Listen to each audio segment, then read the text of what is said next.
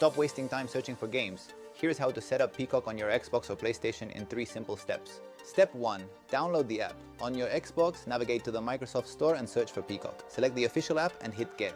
Once installed, open the app and select Sign in. A unique 6-digit activation code will appear on your television screen. Keep this visible. Now, on your phone or laptop, go to peacocktv.com/Xbox, log in, enter your code, and your console will refresh automatically. For PlayStation users, the process is just as easy. On PS5, head to the Media tab or find the PlayStation Store on your PS4. Search for Peacock and select Download.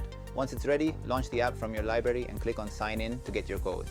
On another device, visit peacocktv.com/activate, enter the code shown on your PlayStation, and you are officially linked. Remember, you'll need a Peacock Premium or Premium Plus subscription to start streaming. Check for a student discount if you're eligible.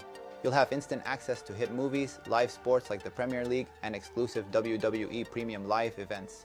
Peacock is available on all modern consoles, including Xbox One, Series X and S, as well as both PlayStation 4 and PlayStation 5. Just make sure your system software is up to date.